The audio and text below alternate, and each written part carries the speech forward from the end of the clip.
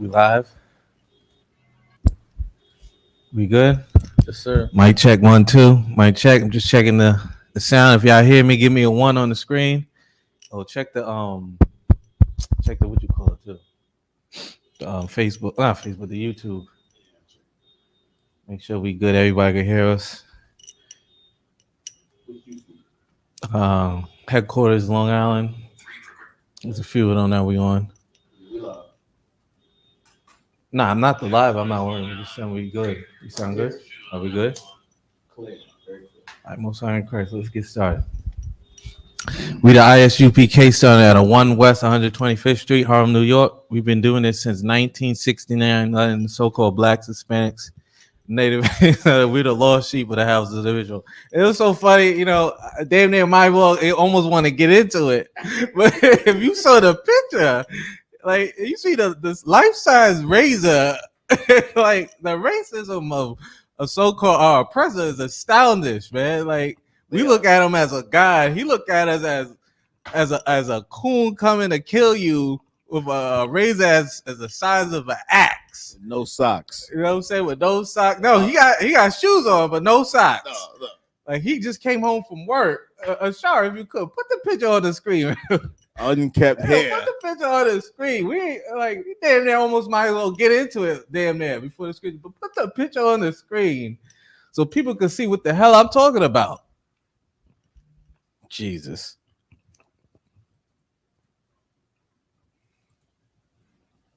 Yeah, put the picture on the screen. This is your oppressor. This is what he thinks we look like. This is what they scared of. They think someone's gonna break it. They're gonna break into the crib. That's what he think gonna break into the crib with a razor as big as your head. You see that? Like yo, like it's crazy. And the funny thing, we're gonna read the book. What is it called, Ashar? Read it for them. It's called Watermelons, Nooses, and Straight Razors. Stories from the Jim Crow Museum. Right. By David Pilgrim. Forward by Debbie Irving. Right. Make the screen small. Sorry. Yes, sir. So, you know, what's so crazy about this, what the book we're going to get into is about like Jim Crow and a whole bunch of, you know, slavery and different narratives. But the thing about it, what's so crazy is it's going to show why the people up north, why we carry razors. You know what I'm saying? There's a stigma between it. You know, every brother like, yo, I got a knife on me. I got this on me. Right. Well, it comes from somewhere. Right. You know what I'm saying? It comes from something. It's not out of nowhere, but it's from somewhere. And it comes from racism, as white people like to call it. You know what I'm saying? As everything. As everything. As everything. As everything. But right before we go, let me get this scripture real quick. Damn, I just had it. It's a lot of it. Where did I put it? I'll read this one. Give me Psalms chapter 47. Right? And start at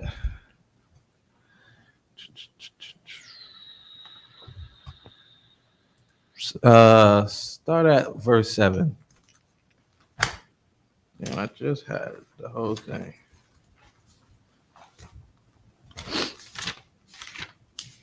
There we go. Right. Psalms 147. Yeah, Khan. Verse 7. Mm-hmm. Psalms chapter 147, verse 7. Mm-hmm. Sing unto the Lord with thanksgiving. Psalm 74. My fault. 74. Salah. Yeah, my fault. That's my bad. Psalm 74, verse 7. Psalms chapter 74, verse 7. They have cast fire into thy sanctuary. Right. They have defiled by casting down the dwelling place of thy name to the ground. Right. So right here it says they have cast fire into thy sanctuary. So you gotta remember what a sanctuary is. A sanctuary is a place for us to be safe at. A place where like these our brothers and sisters that's here, these migrants, you know what I'm saying? They come here for a sanctuary. New York is a sanctuary state. So there's different places where they could go in and feel safe with their kids and their family, and nobody can go in there and harm them or anything. That's what we lost. We lost a place where we could go in and feel like a nation, feel like God's chosen people, a place where we can do our Lord's statutes and commandments, do our high holy days, do everything we need to do to serve the Most High God. But it says right here again, read it again, Shar. They have cast fire. They have what? Cast fire. And that's important. They have cast what? Fire. And that just shows you how your oppressor is, because he always burns down something. He's always casting fire. He's always making sure he's going to light something on fire to get you out of somewhere. Go ahead. If I may, I just want the people to really understand what's being said, because a lot of times when you read the scriptures, they think so magical with it. They don't understand. He's saying they cast fire. I mean, they firebombing a sanctuary. Right. But even back then, even in biblical times, they were firebombing your sanctuaries. Right. Absolutely. And it just lets you know your oppressor, not just one, but all of them, they don't change. Right. They're always the same. They got to burn something down that belongs to so-called Blacks, Hispanics, and Native Indians. They got to destroy something. They got to destroy your safety. Something that's for you. Something that makes you feel safe. Imagine that little place you go into, your room, your house, your closet, and where you with your AirPods, you play your games, listen to your music, wherever you go. Imagine someone coming in there, breaking down the door, messing it up, burn it down, don't make flooded it, smoke it out. How you gonna feel? You gonna be feeling like, yo, what the hell are you doing? This is the only place I have to escape all what's out there. A place that's to myself, a place of safety, gone. But it says what, Ashar? It says, they have cast fire right into thy sanctuary. Mm-hmm. They have defiled by casting down the dwelling place of thy name to the ground. Right, and that's what's important. It's not just any sanctuary. It's our places where we go and serve the Most High God. A holy place at that, that's getting burned down, that's getting destroyed. And once you destroy something that's holy of the Lord, and where are the places we go to learn everything, where else are you going to learn stuff from? Your oppressor. That's all that you have left to learn. Your history, your culture is from the person that enslaves you, a person that took away your safe place. Now you have to be provided for whatever they're going to give you. Right. Keep going, Ashar. Verse 8. Yeah, come on. They said in their hearts, let us destroy them. Let them what? Let us destroy them. Let us what? Let us destroy them. And that's how they are. That's how they are. They're going to burn your sanctuaries down. They're going to burn down your homes. They're going to burn down your villages. They're going to burn down your stores, your bakeries, your laundry mats, your airports, your hospitals. And they're going to say, what, Ashar? Let us destroy them. Yeah, let's destroy them. We done destroyed everything else. So let's destroy these people. Let's destroy them, because we already destroyed their places to worship, the places they go to eat, the places they go to hang out, their music halls, their libraries, their schools. Hell, listen, let's take it further. Let's destroy their children, their fathers, their mothers. It said, let us destroy them. Keep going. Let us destroy them together. To what? Together. Listen, not just one type of oppressor. There's many. There's many nations who seek to destroy you, man. That's why it says, let's destroy them together. Keep going. They have burned They up. have what? They have burned They have up. what? They have burned up all the synagogues of God in the land. And that shows you to a T that our oppressor loves burning down something. He loves destroying something by fire. He loves it. He loves it so much. It might not be actual matches, but guess what? It might be a missile. It might be a Molotov cocktail. It might be a drone strike. It might be something that might ignite fire, or something that's going to burn down your sanctuaries, your holy places. Something that's going to destroy your culture, man. Right. But keep going, Ashar. What else it says? Verse 9. We see not our signs. Right. There is no more any prophet. Right. Neither is there any Salakia. neither is there among us any that knoweth how long. Right. Keep going. Verse 10. O God, how long shall the adversary reproach? Mm-hmm. Shall the enemy blaspheme thy name forever? Right, man. And that's what's important. Listen, they seek to destroy us all the time. No matter where we go, don't be this confused. No matter where we go, they're gonna come find us and destroy us. That's what their job is to do.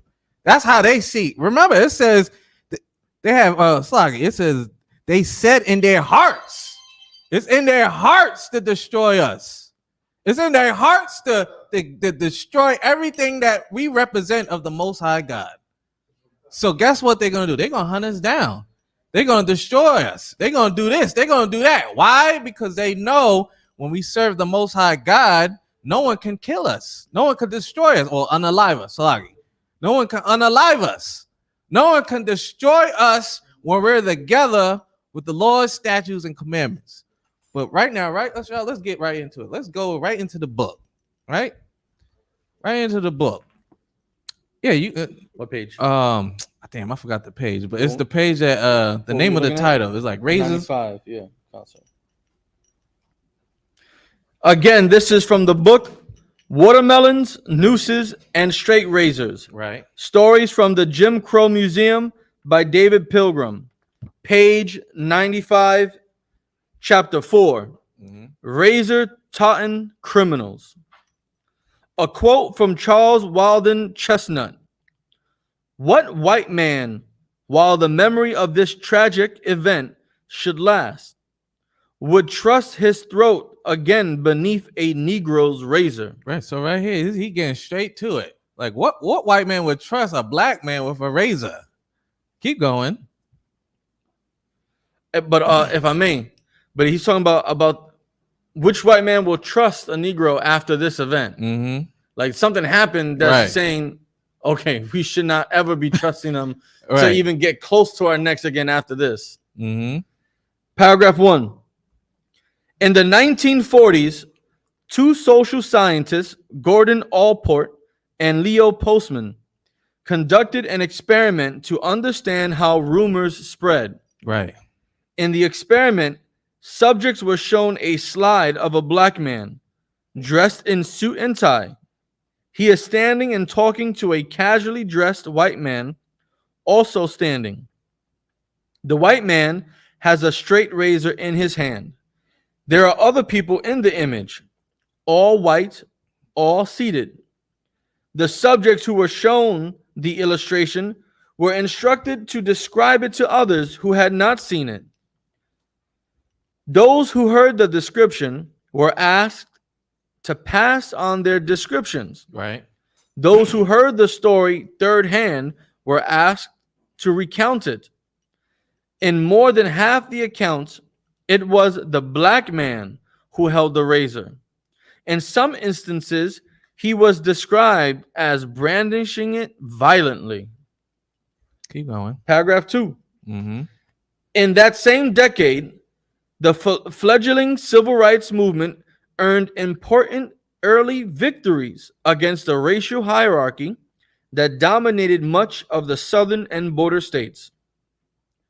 A. Philip Randolph won concessions from President Roosevelt by organizing a mass protest. The NAACP won significant victories, laying the foundation for the Brown v. Board of Education decision. In 1947, Jackie Robinson became the first black man to play Major League Baseball in the modern era. And the thing about Jackie Robinson, he betrayed his people too. Don't forget that.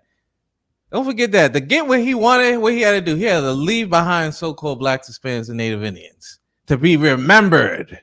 You understand? For Black History Month, you think of Jackie Robinson, oh man, he finally made it to the big leagues. But what he did, he had to step on all your brothers and sisters' heads to get to the big leagues. Keep going, Ashar.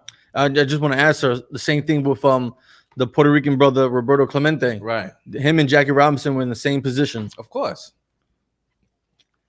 In 1948, the president Slovakia. In 1948, President Truman ordered the armed services to begin to desegregate. The United States was changing slowly, begrudgingly, but old racial ideas lingered, including the belief that blacks were innately prone to violence. Mm. Kind of what President Biden thought. No, that's exactly what President Biden thought. Read it again and show what he said. The United States was changing slowly, begrudgingly, but old racial ideas lingered, including the belief that blacks were innately prone to violence. Listen, they just thought like you just made to be violent. If I may. Uh-huh. Alexa, what year was President Biden born? Joe Biden was born in 1942. In 1948, President Truman ordered the armed services to begin desegregating. The United States was changing slowly, begrudgingly, but old racial ideas lingered, including the belief that blacks were innately prone to violence. Listen, man, and that's why you go back to the scripture. That's why they burning down our sanctuaries. That's why they want to get rid of all your lands, because that's what they think. They think no matter where you go, you're going to be prone to violence. Listen, we can't give them airports. You know what happens when you give black people airplanes? They're going to bomb everywhere. Not only that, you know what they're going to do to our beautiful women and our daughters? Right. That's in their mind. Their minds is sick, but they don't see how sick they truly are. They out there, they'll burn down anything. They'll flood our villages, kidnap our kids. They'll do whatever it takes to feel safe in their nice white villages and nice white homes. If I may. Mm-hmm. In the 1940s, two social scientists, Gordon Allport and Leo Postman, conducted an experiment to understand how rumors spread. Keep going, Ashar. Come on, back to paragraph 2. A symbol, going on to page 96, a symbol of that violence was the straight razor, presumably the weapon of choice. The what? The weapon of choice. The straight razor was a what? The weapon of choice. Yo, this is your oppressor. Show him, yeah, right there, show him. Make sure people can see it. Right there. That's what they thought we would look like. Your weapon of choice, like a goddamn Mortal Kombat character. You out there wielding a razor as size of a bat. That's how he imagined you. Go ahead, Ashar. Counselor. Presumably the weapon of choice of black people. To better understand the link between black people, criminal portrayals, and the straight razors, one may begin by examining the role that minstrel shows and coon songs played in establishing and popularizing the link. Right. Keep going. Yeah, keep going. Let's go. We got a lot to go through. Third paragraph titled Razor-Toting Coons. This image that you see here on the screen, Zip Coon was one of the early stock characters. Say that again. His name was what? Zip Coon. Zip what? Zip Coon. That's your oppressor right there, man. They call you a zip. Zip. Spell it for them, Ashar. Z-I-P. Zip. Zip coon. Yeah, fast coon. All right. Make sure you use the mic too, so people can hear you. A zip coon. Go ahead and Google that. If y'all are listening, go Google zip coon. You understand? Go Google that, because that's the type of bywords they called us. Things that they portray for us to be. Like, we out there with razors. They think we're a goddamn militia out there with razors and bombs and grenades to take over America. That's how they believe we're gonna do. You think we're gonna so-called take over America with force and go ravish their women. That's what they believe. What are you doing, Ashar? Googling the image? I was just looking at it. I don't think that's so much. It's not gonna show you the It's showing the songs and right. Yeah. Nah, but go back to the book. Keep going. It's a few pages we gotta read. Zip Coon was one of the early stock characters in professional minstrel shows. Right. First performed by George Dixon in 1834 And remember, these minstrel shows, these is done by a so-called oppressor. in blackface. Yeah, in blackface. So imagine your oppressor in blackface portraying with a razor like this. He going out there and they dancing and doing all types of songs and singing so-called quote-unquote coon songs, entertaining. Guess who? Their fellow brothers and sisters. They're white They're white people. They're out there having the fun of their time. But keep going, Ashar. First performed by George Dixon in 1834, Zip Coon came into existence during the last 3 decades of slavery and the beginning of the minstrel period. During slavery, the character was used to demonstrate that black men, especially those living in northern cities, should be enslaved. That should be in what? Should be enslaved. But in what cities though? In especially those living in northern cities. Yeah, so just think about that. The brothers and sisters, us up north here, that's where we should be at. We should be enslaved. Because why? They thought we were out there just have razor blades everywhere. Out there ready to cut somebody who step up to us. Tell you to laugh in the barrel. We're gonna say, oh, I'm not laughing in no barrel. Razor out. Cut them. That's what they think. Look, you making a picture bigger, Sean? Concert. Yeah, look right there. That's what they depicted us as. Somebody that had enough. I'm going out there with a razor blade the size of a bat.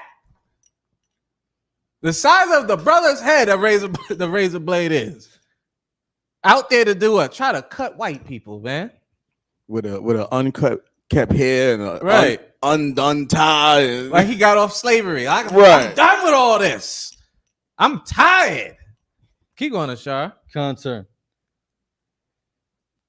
During slavery, the character was used to demonstrate that black men, especially those living in northern cities, should be enslaved, not gallivanting around towns pretending to be white men. Yeah, not gallivanting, trying to be them. Not trying to be a upper class so-called Negro. I'm sophisticated. I got me a white woman and a good job and this and that. They hated you. Right. Just think about that. They hated that you was trying to be them. Not only that, you couldn't even be yourself because if you acted like yourself, you know who you were? You was Zip Coon. But if you was trying to be like them, guess what? They don't want you to be like them either. So guess what? It's a lose-lose situation. You can't be nothing. Why? Because they don't see you as a human being. They see you as cattle. It's like you putting a coat on a cow. It's like, why the hell does this cow got on a coat? It's like putting clothes on dogs. Like, listen, I'll never get on it. I still don't get that. It's lucky. I still don't understand why people putting coats and shoes on animals. That's how they see us. They see us to this day as cattle. They don't see us as human beings. Because if that was the case, they would want us to be like them. Like they say, they supposed to be, they civilized us, right? So if you civilized us, why would you be upset that I'm trying to be like you? I'm trying to be more civilized. Well, the problem is they see that picture. They see us being Zip Coon, a nigga out there with a razor blade as size as a bat. Sorry, right. A black man as the size as a bat. Keep going, Ashar. Concert.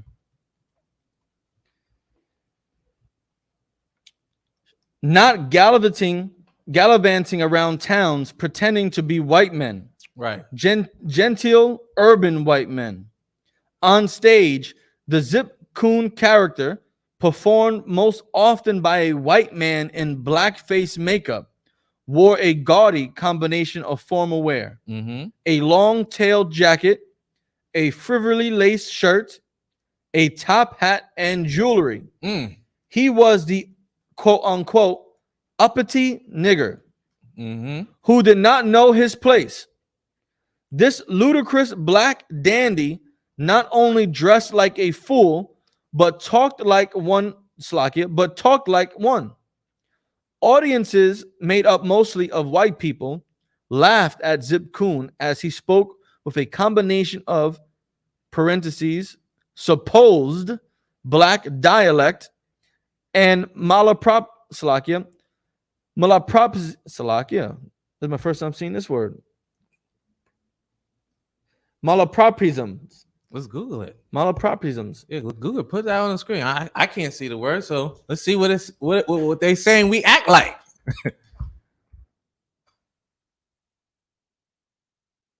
Boom, right there, came right up. Press the button so we can hear how it sounds. Okay, let me share this.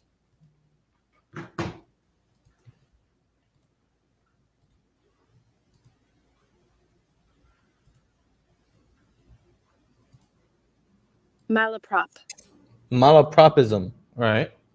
The mistaken use of a word in place of similar sounding one, often with unintentionally amusing effect, as in, for example, dance of flamingo instead of flamenco.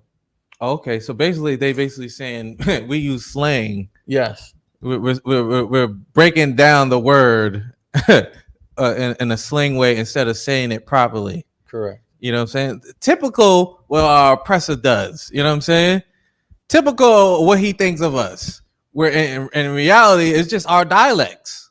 Go ahead.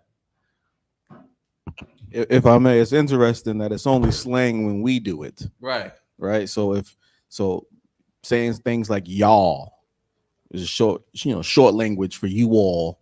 It's fine when they do it. Mm-hmm. You know, when they pronounce things like tomato here, when actually it's tomato right across the sea, or for example, when you say my schedule, right, when really it's pronounced schedule, right, across the sea. You know what I mean? Or garage. You know what I mean? Garage or garage. It's all short language. But when you do the short language, it's a problem. Right. Absolutely. And the thing about it, what makes this,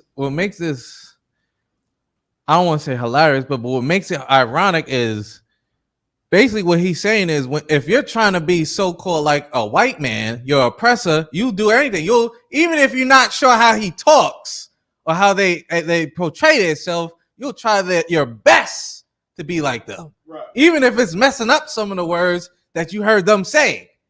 You understand? That's like you see a businessman, I'm gonna try to do that. Just learn it the same way, but you ain't learned it correctly. You learned it what? The so-called quote unquote ghetto way. You learned it through YouTube and this and that. And I didn't do. So he told me to break it down like this, and you sound like a fool. Right. You sound like a fool. Why? Because you ain't get the proper training, or you ain't learned the right way because you're trying to half-ass it. And the reality on really what it really is you just trying to be like your oppressor at the end of the day. And when you're trying to be like your oppressor, what's going to happen is he's going to make fun of you. He's going to look at you, like I said before, like a cattle, like a pig. Like, you know, those oppressors, you know, they dress up pigs, right? They put Santa hats on them and robes and this and bring them in the house. It's like, oh, Wilson is so cute and handsome. Look at my pig and bring you in with the family. That's what they did to us. Just so imagine you seeing a pig, taking a pig to work. They're going to look at, why'd you bring a pig to work? That's how it is for us. Like, why'd you bring him to work? Why is he in here trying to eat with us at this table? Who is this man? Who's this Zen coon that you brought to the table? And in their minds, they're going to always have that picture. Put that picture back up, Ashar. Right, Trey God. Yeah, they use our slang and they take it. You damn right. We use slang. The slang we use, they'll take it and sell it. But when we use it, what happens? Listen, this is ebonics. They do this. They can't talk properly. They put all types of stuff. But this picture, I want y'all just to look at this picture. This is what they thought. How all black people would come and attack them in 1940s. But keep going, Ashar. It says, here is a sample of Zip Coon's speech. Transcendentalism is that spiritual, cognoscence, psychological. And what's so terrible is this is our oppressor trying to imitate what black people are saying. Right. Just like how that's just like if somebody like they're trying to imitate how cool we are. Like, don't you like my new Jordans? It's like when they say, did I ask you a question? Right, Or, right. You know, is it Pacific? Homie, Yeah. It's home slice. Exactly. Like that is exactly what they've been doing. There's nothing new. They've always done this. Keep going, Ashar. Transcendentalism is that spiritual cognoscience of psychological irrefragability connected with conscient ademption of incolabent spirituality and etherealized connection, which is derived of invisible atoms that become Yo, that's wild. anatomically tatable. It sounds like Brother Polite. Right, I was about to say, it sounded like those blackity black people. That's what they thought you sounded like. It sounded like I'm one of the Wayne brothers in Living Color. Yeah, listen, that Right. and the sad part, that's what they think you sound like when you're trying to be so-called educated to them. Today. Still. Today.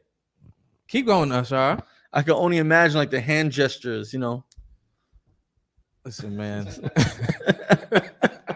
Listen, and that's how you know our oppressor, he's a devil, he's a deceiver. Right. Like, put that on the screen. So the brother said, like, the same reason they can't understand the scripture because it's written in slang. You damn right. They can never understand. They're not spiritual. They can't. They're so literal in their thinking that they will really think when we say on the street, Christ that's going to crack the sky. They literally think the sky is going to crack open like a egg. The atmosphere and the space gonna come in here with the stars. It's like the atmosphere, we gonna be sucked out. Right. They can't fathom what we actually think. That's how spiritual we are when we talk. We're not really saying that.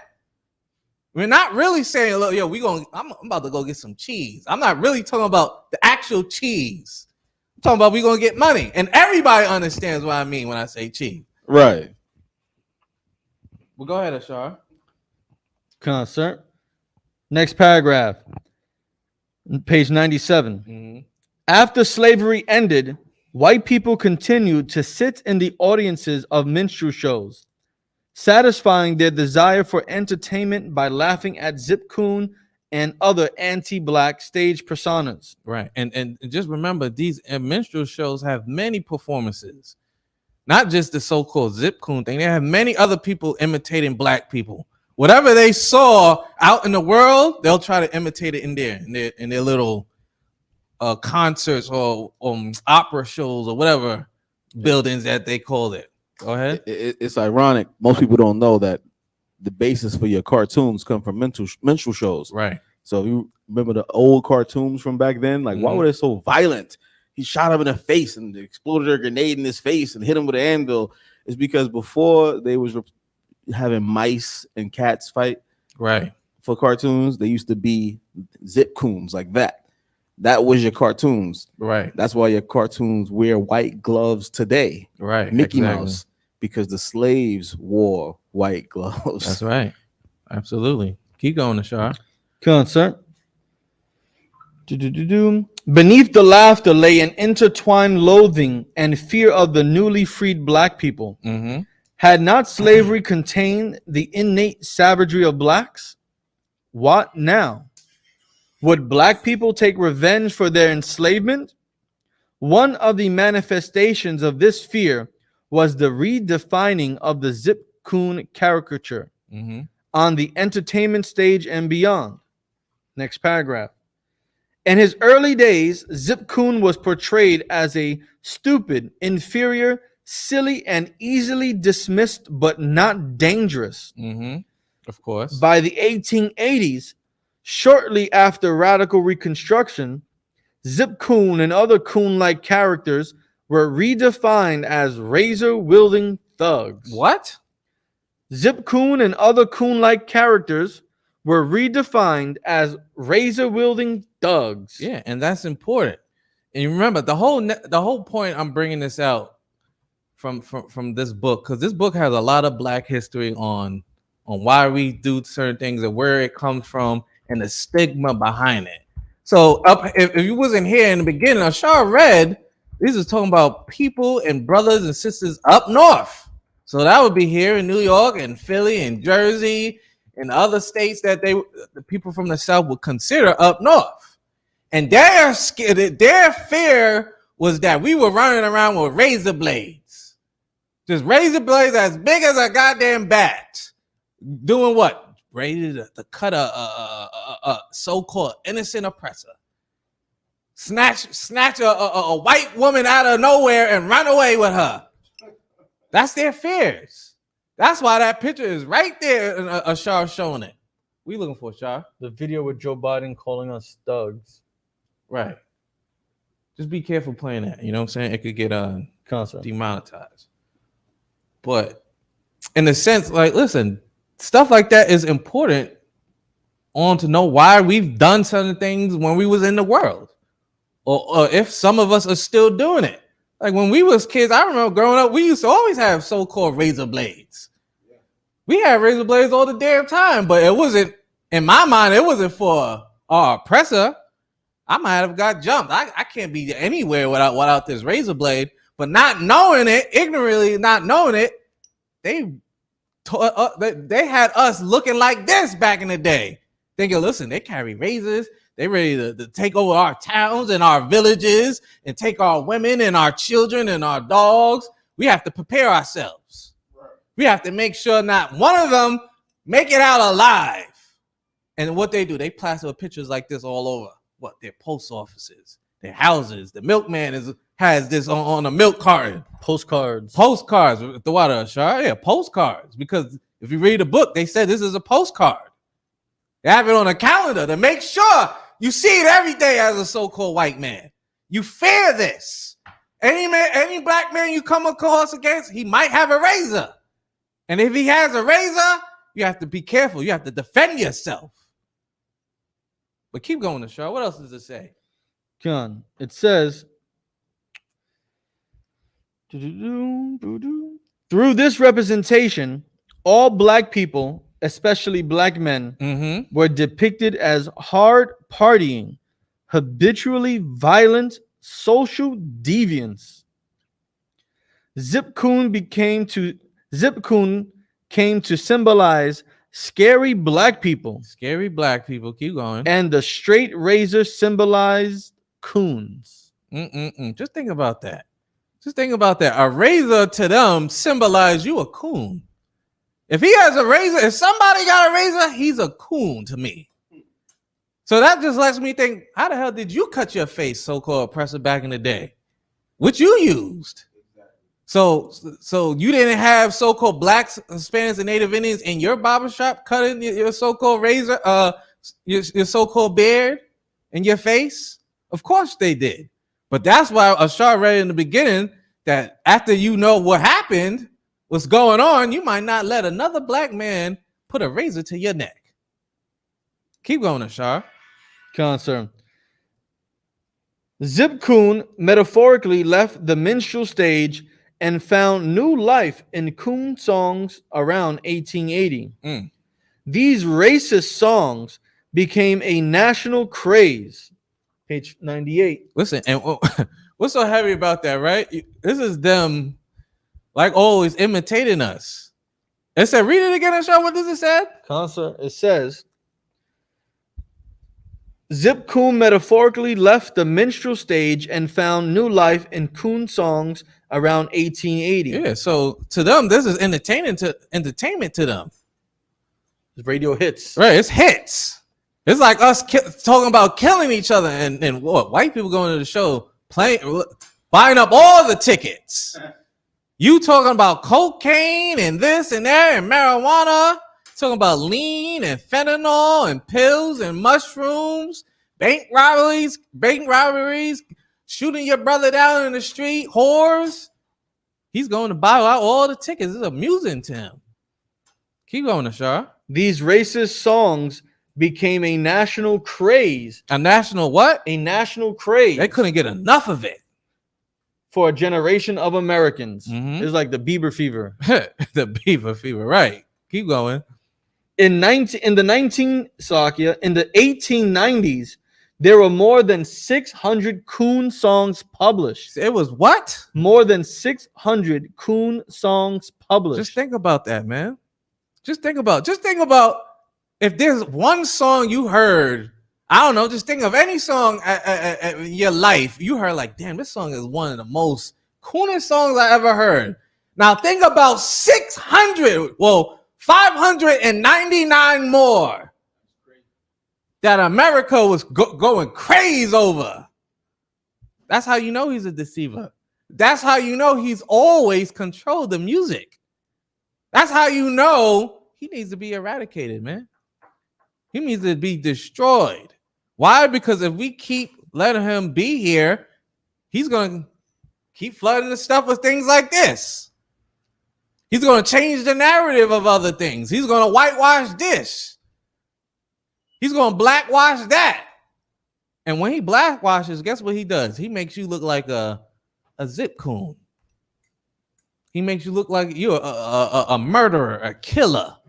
When he's been going around centuries doing things like this.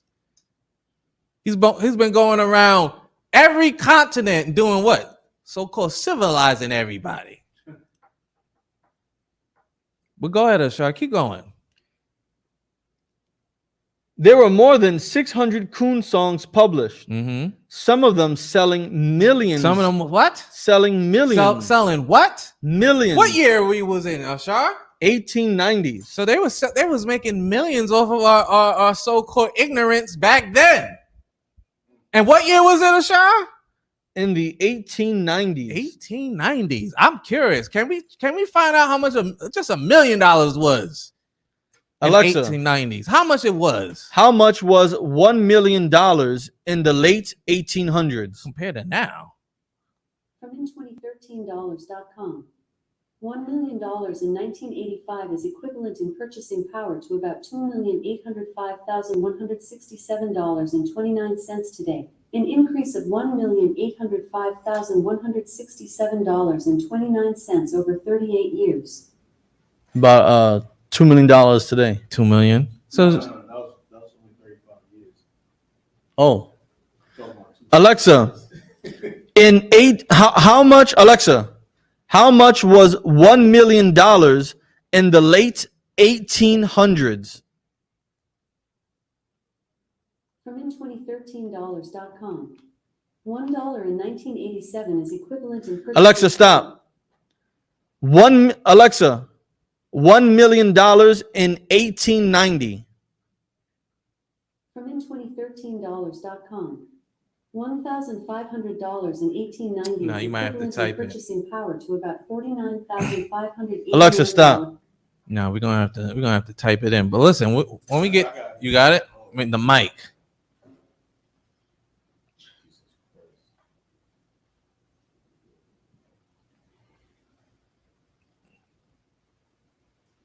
$1 million in 1890 is worth $33 million today.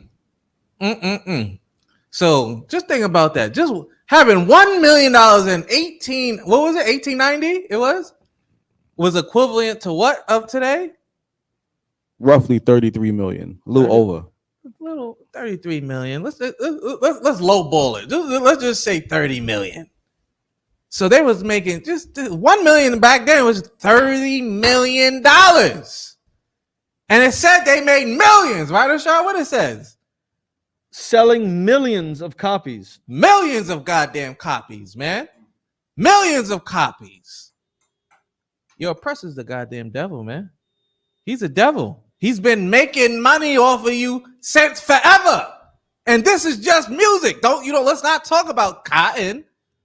Let's not talk about sugar. Sugar, Tobacco, all the furs. Damn, to get everything tax free.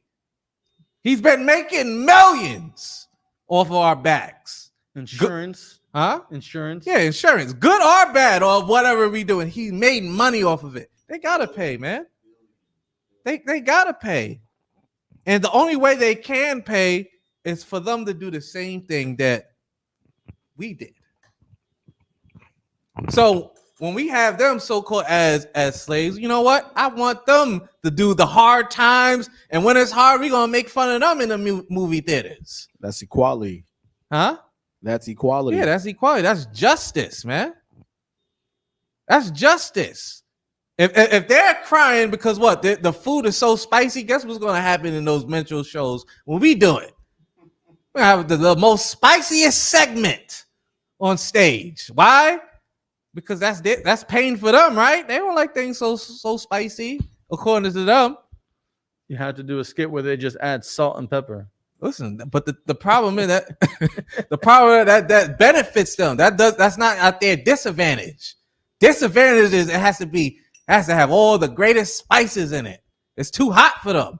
And then the faces they make, I gotta put it on stage. I gotta dance with it. And then we'll make billions off them. And then when they see it and they're crying, I could benefit off their hurt too. Why? Because when they hurt, what are they gonna do? They might make songs. They might make stories. And then what happened? Their stories don't belong to them. Why? Because they're slaves. So whatever stories they made, it belongs to me. And it's right, and it will be justice. Why? Because everything I said, they've done it to us. And more. Right. And more. We keep going, Ashar. What else is there? Concert. Not coincidentally, this decade has been described as the nadir of the Black experience in the United States, a period that witnessed the cumulative weakening of resistance to racism. Right. While Black people were being denied the vote with literacy tests and poll taxes and were lynched in public spectacles, coon songs were performed by whites or blacks, portrayed Black people as cultural parasites. As what? Cultural parasites, unfit to vote, attend racially integrated schools, enjoy public accommodations, and, in some instances, unfit to live. Keep going, Ashar. Next paragraph. In coon songs, Blacks began to appear as not only ignorant and indolent, but also devoid of honesty or personal honor, given to drunkenness and gambling, utterly with ambition, utterly without ambition, sensuous, libidinous, even lasciviousness. The minstrel Negro would wrestle you for a watermelon. The post-Reconstruction coon Negro would cut your throat to take your watermelon. Listen, and that's how that's them. That's how they see every single one of us. And it's so ironic because they've always used watermelon. And now, if you don't know, they've always used razor blades. They always use that. Like, just think about when they search you don't got anything on you that might poke me. You have a knife on you. Why? Because that's what they think of. It's always drilled in their brain that you might have a razor blade on you. Why? Because it goes back to the 1800s, the 1700s. It ain't new. It's not new, or it damn sure ain't old. But keep going, Ashar. Yes, sir. It says most coon songs were written by white people. What? Most coon songs were written by white people. I want you to read it again. Most coon songs were written by white people. Right. Now, just think about that. It says most coon songs, what Ashar? Were written by white people. Written by white people. So that's letting you know, these songs that you hear today, who you think they're written by, Ashar? White people. You think these these songs is about murdering black men and black women being whores? You think we're writing that all the time? Written by white people. Listen, that's where your songs is being. Who's writing your songs? Not only that they're most likely writing your songs, they're They're taking your money. They're taking your culture. They're saying that you don't know how to read, right? You don't know how to do anything. You damn zip coon. They're calling you everything on the face of the earth. And then when you do something, guess what they do? They're going to take it and they're going to make money over it. And when they do it, oh my God, when they do it, it's fantastic. It's a new craze. It's something that all Americans should do. But when you do it, my God, it's a national crisis. A black man might stab you. A black man might have a razor blade. You know what I'm saying? He might have, not only will he might have a razor blade, my God, he might have a watermelon in his back pocket. Because that's how they see you according to the oppressor. Because they wrote this book. It wasn't us. This is them. Go ahead, show that book on the screen, Ashar. The book or the book? Nah, show the book so brothers and sisters could go buy that book. Not just, I'm not the only one who should have this book. Go out there and buy this book, man. Go out there and buy any book that helps you understand why your oppressor is the so-called deceiver of the Bible, man. A goddamn devil. Go ahead, Ashar, blow that book up. And if they can't read it, say what the name of the title is one more time. Watermelon, Nooses, and Straight Razors. Mm-hmm. Stories from Jim Crow Museum by David Pilgrim. Right. Listen, and this is important because you have to understand where all the stigma and dogma comes from. It just don't come out of nowhere. You don't just see your brother on the street one day got a razor blade in his mouth and he's like, I'm gonna put a razor blade. Nah, it comes from stuff like that. And the problem is when your oppressor says it, you know what ends up happening? You end up doing it because it must be true. It gotta be true. If black people are carrying around razors, I might as well carry around a razor too. When in essence, we weren't even doing stuff like that. And even if it was, they blew it out of proportion like they always do. But keep going, Ashar. Concern. Most coon songs were written by white people, but some of the most racist versions. But some of the most what? Racist versions were written by black people. Keep going. In the coon's trademark, written by black performers Bert Williams and George Walker, the coon's character is assessed harshly. Here's the song. Now listen, and a fact I'll show, a pointer that all do not know, as certain and sure as holy writ, and not a coon's exempt from it. Now you've heard about birds of a feather, 4 things you'll always find together, regardless of condition of sun or moon, a watermelon, razor, a chicken, and a coon. 3 gemmen of color, one day did steal a melon for their noonday meal. A lesson in fractions with razors gave, for an equal share each coon did crave. Till a runaway team dashed past the door, 'twas a load of chickens, they waited no more, but rushed pell-mell the fowls to assail. Not a pullet was left to tell the tale. The Blue Vein Club chose Dark Town Hall, the proper place for their full-dress ball. Had watermelons and chickens galore, so the hall was crowded to the door. A peddler stood near the entrance quiet. 3 tubs of razors he sold that night.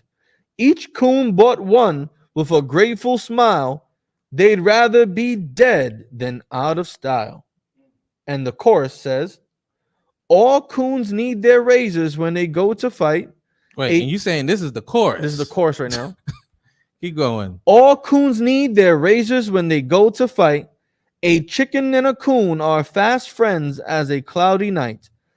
Everybody shout their trademark. Everybody sing this tune. A watermelon razor, a chicken and a coon. The lyrics to the coon's trademark were intended to be funny. And while it is true that people who listened and danced to the offbeat rhythms of the song were entertained, they were also Slovakia, they were also digesting racial propaganda, sadly in this case, performed by two black men. Mm. Even a cursory examination of the song reveals racial stereotypes. Black men as dangerous, chicken obsessed, watermelon thieves. The use of the words blue vein club, with referencing light skinned people, and dark town hall, referencing dark skinned people, are the songwriter's way of reinforcing the idea that not a coon's exempt from being a chicken thieving, watermelon craving criminal. Talking about the light skin and the dark skin. Listen, and that's letting you know there is no difference between us because of skin color. Right. But the thing I want to say, right, when it comes to like this song, did they say who wrote the song? Yes. Who they say wrote the song? Written by black performers Burt Williams and George Walker. Right. So, all right. If I may, Uh-huh.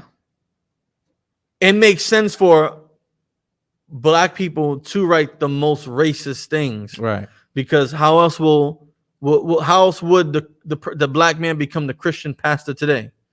How else will the sellouts become famous or more in popularity or have Right. more or be able to live in the house if they weren't talking down amongst their own people? Right. Listen, I agree. Like, listen, even with that narrative, like, because I don't want to eat, because there's nothing changed like how it is today. Like, we do write songs that's crazy about gun violence and sex and murder and drugs. We do, but the thing I want brothers and sisters to realize is the ones that really make it is the ones written by so-called our oppressor. Because if you read what it said majority of the songs are written by him. They are written by him. Not to say we don't do songs like that, but guess what? What really makes it? Songs that's absolutely ridiculous. It could be written by us, but guess who really writes it? I believe our oppressor writes those songs more than we do. Yeah. I really do, because we're bad, but we're not racist bad. Who else would harbor such thoughts that they would transfer into entertainment? Right, of course. But what I'm saying, even when we're bad with it, we don't. It's not as racist as it would be like that. It will be more on the line of glorifying it. That's not glorifying it. That's just making it just racist, and that's what our oppressors surely do. He surely makes stuff racist. And guess what? He's gonna buy it and eat it all up, like they did right there during this time. But go ahead, Usher. Keep going. How much more we got? We got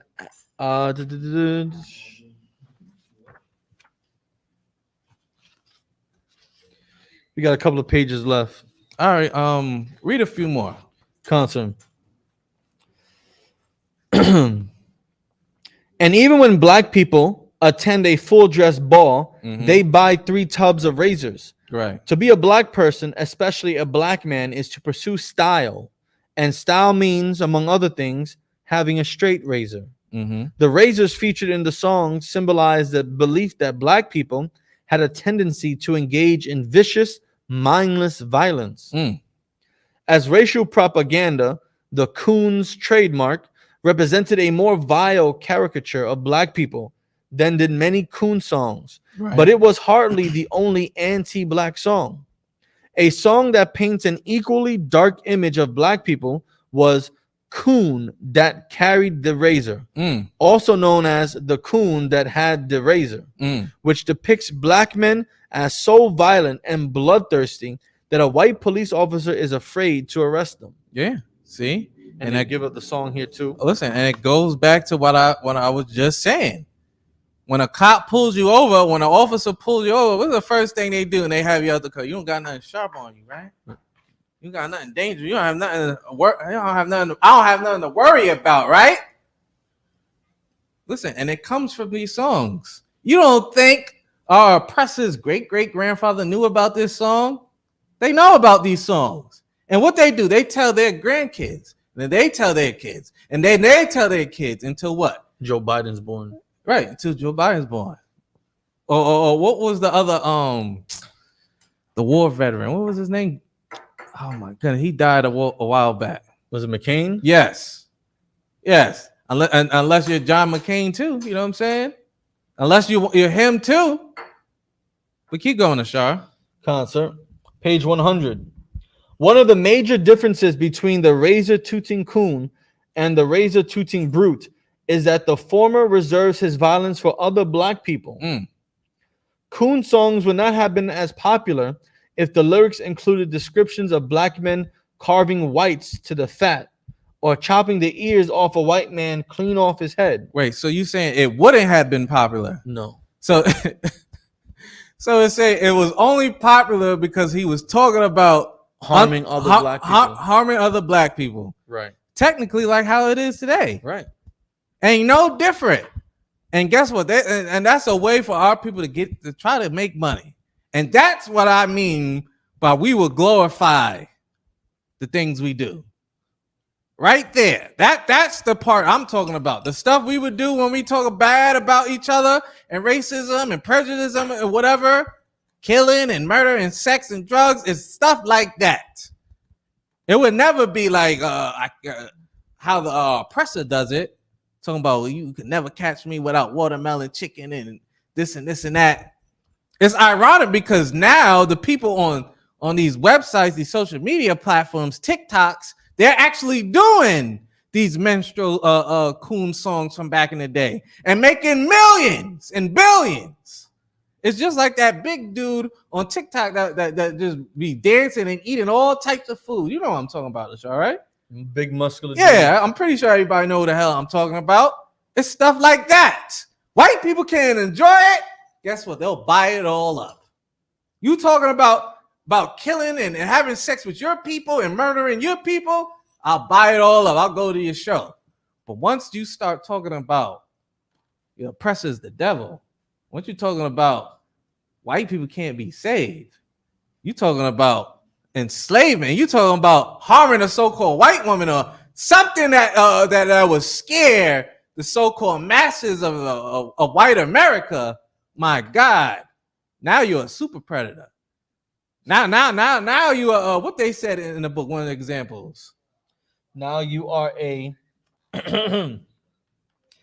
a watermelon, razor, and chicken and a coon. Yeah, now that's who you are. You understand? But keep going, Ashar. Concern.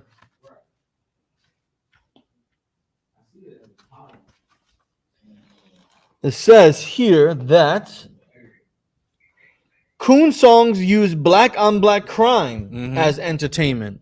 Yeah. And as proof of both black people's inferiority and white people's superiority.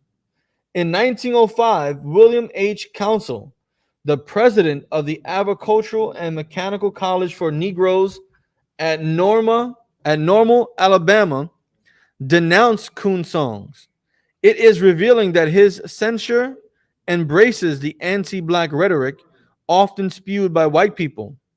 The coon songs are against us. They make sentiment against us. Make the young Negroes burn coon songs and go to the songs of our mothers and fathers.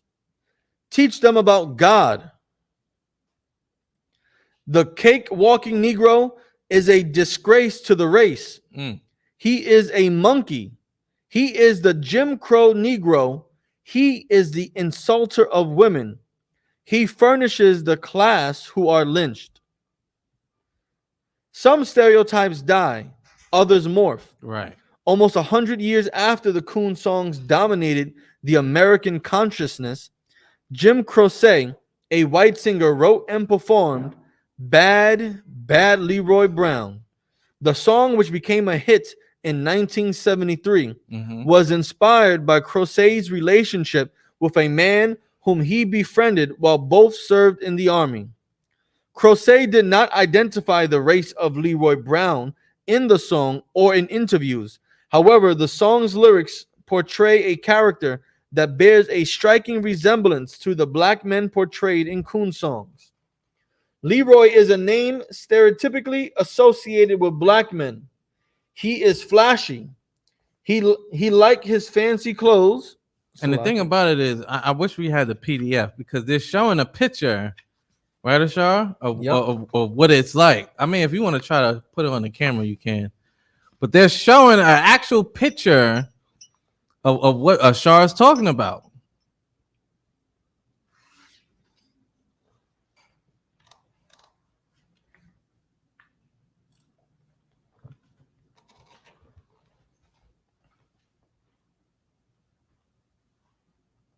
If you could try as best as you can. There you go.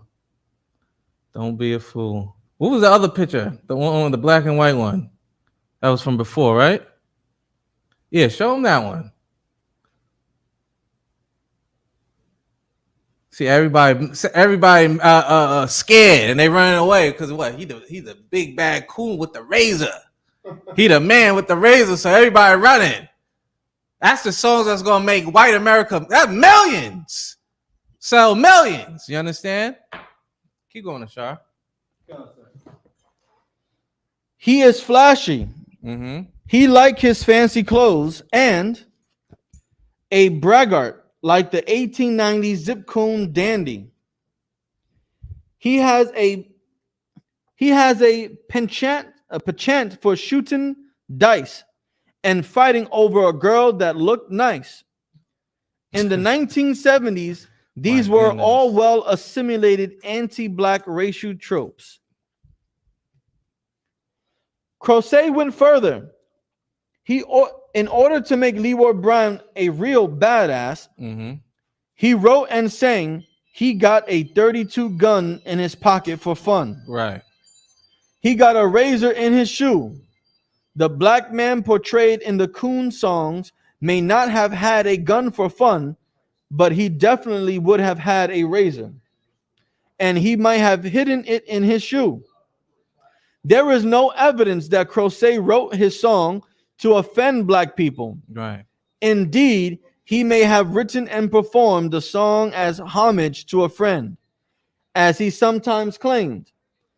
Nevertheless, the imagery in the song reinforces decades-old racial stereotypes about scary black men with flashing. 1 second. Yawala. Close the door. No, go. If you go on the phone, go. Yeah. The water. Now go ahead. Read it again. Concern. There is no evidence that Crozet wrote his song to offend black people.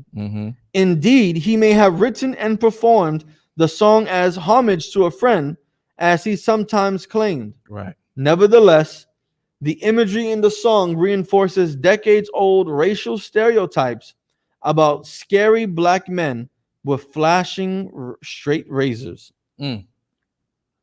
Is that the end of the razor thing, or is it still more? Nope. Razor-Toting brutes. It goes on to the next section. How much pages is left of that?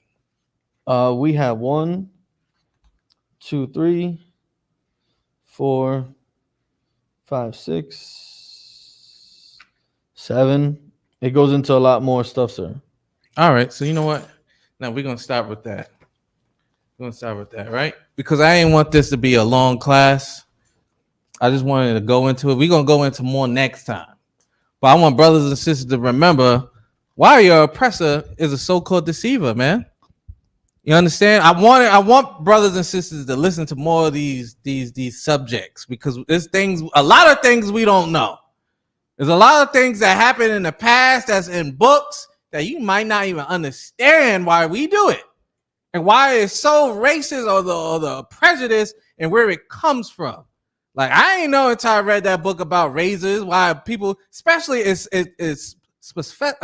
specifying brothers and sisters up north on us having razors, us being a crazy black Negroes outside with razors, trying to kill people, quote unquote, unalive people, Salakia. You understand? And that stigma done came all the way to the 80s, the 70s, the 80s, the 90s, the 2000s, to all the way now. And guess what? It's in this little book that's damn near $10, $11. A whole bunch of knowledge in this book letting you know why our oppressor thinks the way he does. Because it's not just prejudice on us, it's on him. Because why? He still thinks that you have a knife on you. You have a razor on you. He still laughs about watermelon and jokes and chicken and Kool-Aid.